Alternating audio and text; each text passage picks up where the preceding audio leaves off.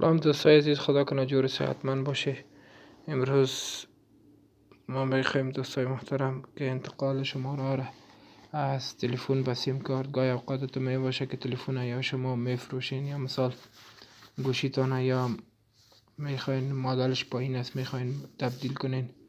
به خاطر از این دوستای محترم چی است که باید شماره هایتان به سیم کارت انتقال پیدا کنه. به خاطر از این دوستای محترم اولین کاری که ما شما میکنیم در کجا میین؟ در کانتکت که ما شما آمدیم دوستای محترم، یعنی مخاطبین دهی که آمدیم ما شما کانتکت اوکی میکنیم.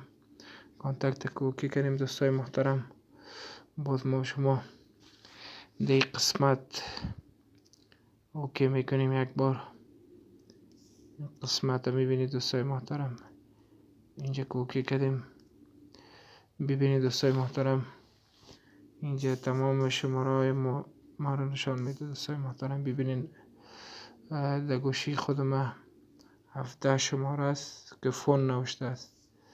این 17 شماره است دوستای محترم. ما میخوایم این 17 شماره را به سیم کارت انتقال بدیم. به خاطر از این دوستای محترم بازم ما شما کجا میم؟ در پایین منیج کانتکت، در این قسمت که آمدیم منیج کانتکت، اینجا دوستای محترم ما شما چی میکنیم؟ میره که اوکی کردیم.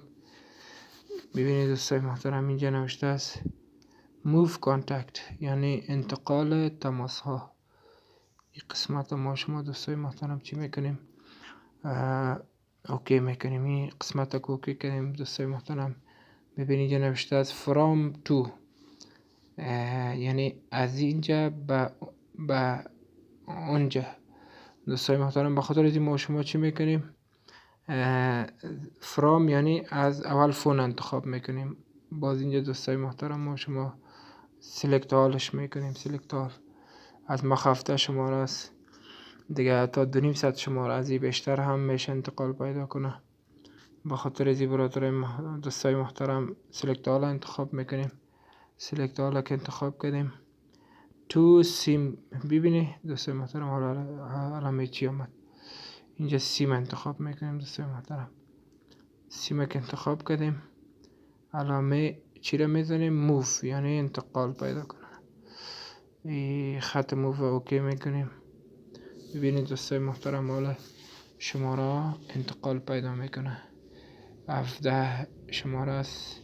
این حال دوستای محترم بیا یک بار میبینیم که شماره های انتقال پیدا کرده یا نه.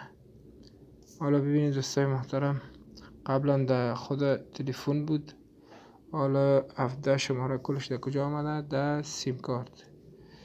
به خاطر ویدیوهای بیشتر دوستای محترم چینل را سابسکرایب کنید. تا ویدیوی بعدی، الله نگهدار.